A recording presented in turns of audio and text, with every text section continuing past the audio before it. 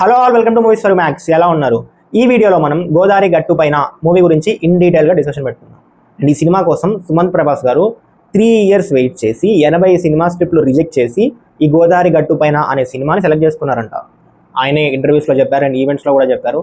చాలా script reject చేశాను, ఈ సినిమా నాకు ఈ స్క్రిప్ట్ నాకు చాలా బాగా నచ్చింది, అందుకే ఇంత టైం తీసుకున్నాను, ఇంత ఎఫర్ట్స్ పెట్టాను, అది ఇది అని చెప్పారు. బట్ ఆ టీజర్ కానీ ట్రైలర్ కానీ ఏవి కూడా పెద్దగా ఎక్కలేదు. నార్మల్గా ఒక routine and outdated love story చూడబోతున్నాం అనే ఫీలే ఇచ్చింది. అండ్ దానికి గోదావరి బ్యాక్ డ్రాప్ యాడ్ చేశారు, అక్కడున్న పీపుల్ని అక్కడున్న ప్లేసెస్ని ఎక్స్ప్లోర్ చేస్తారు. అట్లీస్ట్ దానివల్ల అయినా ఒక రిఫ్రెషింగ్ ఫీల్, ఒక కొత్తదనం వస్తుంది అనే ఉద్దేశంతో ఉన్నాను. అండ్ ఆ సాంగ్స్ కూడా వినలేదు, నేను థియేటర్కి వెళ్ళిన తర్వాతనే విన్నాను. బట్ సినిమా చూసిన తర్వాత ఫస్ట్ 15-20 minutesలోనే నాకు కంప్లీట్ డిస్కనెక్ట్ అయిపోయింది.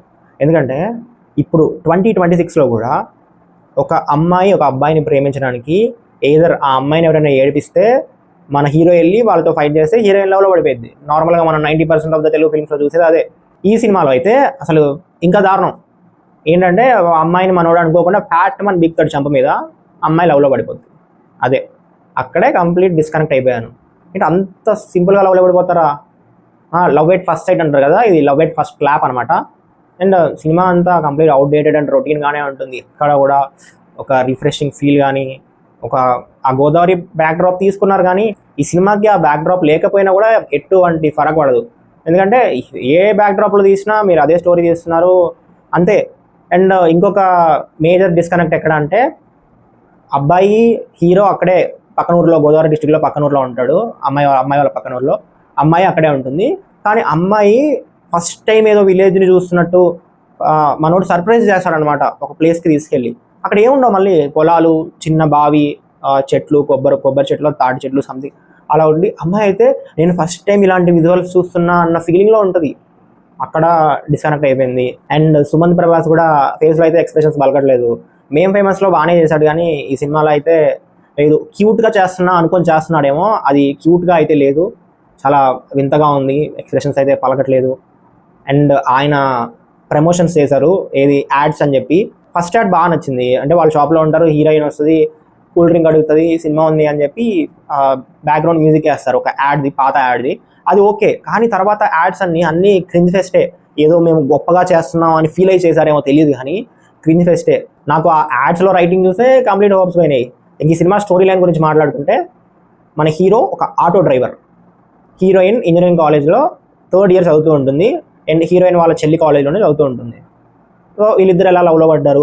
హీరోయిన్ వాళ్ళ నాన్నకి తనకి ఒక మంచి బాండింగ్ ఉంటుంది చిన్నప్పటి నుంచి. వీళ్ళిద్దరు లవ్ని వాళ్ళ ఫాదర్ ఎలా యాక్సెప్ట్ చేశారు, యాక్సెప్ట్ చేయడానికి హీరో ఏం చేశాడు, హీరోయిన్ ఏం చేసింది, అదే రిమైనింగ్ పడదు ఫిల్మ్. స్టోరీ లైన్లో కొత్తదనం లేదు. కొత్తగా చూపించే విధానంలో ఒక కొత్తదనం తీసుకురావాల్సింది, బట్ అది తీసుకురాలేదు.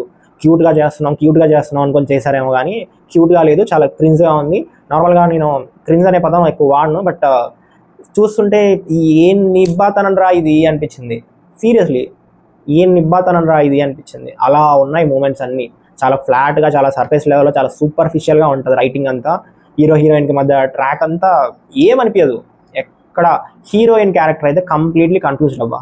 కొద్దిసేపు నానంటది, కొద్దిసేపు నువ్వే కావాలి అంటది, కొద్దిసేపు నేను రియలైజ్ అయ్యా అంటది, నా మూడ్ థింగ్స్ అంటది, ఇలానే ఉంటుంది. అండ్ ఇంటర్వెల్ పాయింట్ అయితే పెద్ద బొక్క, చిన్న బొక్క కాదు, చాలా పెద్ద బొక్క. మనం చూస్తూ ఉంటాం కదా, అంటే లవ్ చేసే వరకు నాన్న గుర్తురాడు, లవ్ చేయగానే నాన్న గుర్తొచ్చేస్తాడు. అదేం ఒక మంచి రైటింగ్తో ఉండదు. సడన్గా నాన్న గుర్తొచ్చేస్తాడు తనకి. ఏంటి, ఆ వాచ్ చూడగానే నాన్న గుర్తొచ్చేస్తాడు. నువ్వు నన్ను ఎప్పుడు కలవకు అంటది. ఏందది? ఏం నిబ్బా రైటింగ్ అది? ఈ నిబ్బా యాక్టింగ్ ఒకటి, ఆ నిబ్బా రైటింగ్లో సరిపోయారు ఇద్దరికిద్దరు. కానీ ఇందులో కొంచెం బాగుంది ఏంటంటే, సుదర్శన్ కామెడీ అక్కడక్కడ కామెడీ చేస్తాడు, బాగానే వర్కౌట్ అయింది. సెకండ్ హాఫ్లో ఇంకా బాగా వర్కౌట్ అయింది. అతని కామెడీ వల్ల అతను స్క్రీన్ మీద వచ్చిన ప్రతిసారి ఎంజాయ్ చేస్తాం. అట్లీస్ట్ అక్కడ వరకు సినిమా ఎంగేజ్ చేస్తుంది. And second thing is, heroine మరదల్ క్యారెక్టర్ చేసింది రీను అని, మహాలక్ష్మి అనే క్యారెక్టర్ చేసింది. తను చాలా బాగా చేసింది. కంప్లీట్ క్యాస్ట్లో తను మంచి పర్ఫార్మెన్స్ ఇచ్చింది. అండ్ తనకున్న క్యారెక్టర్కి, తన డబ్బింగ్కి, తన ఆన్ స్క్రీన్ క్యూట్నెస్కి ఆ క్యారెక్టర్ పర్ఫెక్ట్గా సెట్ అయింది. అండ్ తను మంచి పర్ఫార్మెన్స్ ఇచ్చింది. తనకి ఇంకా మంచి రోల్స్ రావాలి అని కోరుకుంటున్నాను. అండ్ జగపతి బాబు గారు యాజ్ యూజువల్ చాలా బాగా చేశారు. లాస్ట్ 15 minutes అయితే ఎమోషన్స్ పర్లేదు, వర్కౌట్ అవుతాయి. కానీ అప్పటికి సినిమా గాన్ కేస్. అప్పటికి నీకు ఇంకా ఏంట్రా బాబు అనే ఫ్రస్ట్రేషన్ వచ్చేస్తుంది లాస్ట్ 15 minutes. దీనికోసం ఇదంతా, ఇప్పుడు ఇది చెప్పడానికి ఇదంతా, దీన్ని నువ్వు ఒక 20 minutes తీసి ఉండొచ్చు కదా, ఒక 30 minutes 40 minutesలో ఒక చిన్న షార్ట్ ఫిలిం 2 ఎపిసోడ్స్ 3 ఎపిసోడ్స్ లాంటిది తీసి ఉండొచ్చు కదా, చిన్న మినీ వెబ్ సిరీస్ లాంటిది. బట్ ఈ సినిమాలో అయితే ఒక కొత్త స్టోరీ లేదు, ఒక కొత్తదనం లేదు, ఆ చూపించిన ఎలిమెంట్స్ అన్నీ ఎక్కడ ఎమోషనల్గా కనెక్ట్ అవ్వు. అండ్ హీరోయిన్ మదర్ క్యారెక్టర్కి అయితే ఈమెకి ఏదో మంచి పాస్ట్ ఉంది, హీరోయిన్ వాళ్ళ ఫాదర్కి మదర్కి ఏదో ఒక పాస్ట్ ఉంది, అది ఏదో ఒక రోజు బ్లాస్ట్ అవుతుంది, ఒక మంచి ఫ్లాష్ బ్యాక్ పడబోతుంది. ఇదంతా అంత భారీ లెవెల్లో హీరోయిన్ మదర్కి క్లోజప్ చేస్తారు కొన్ని సీన్స్లో. అంటే ఏదో ఒక కేసులో తను బ్లాస్ట్ అవుద్ది, దానికి మనం రెడీగా ఉండాలి, మంచి ఇంపాక్ట్ఫుల్గా ఉండబోతుంది అన్న రేంజ్లో చూపిస్తారు. కానీ లాస్ట్కి వచ్చేసరికి ఏముండదు.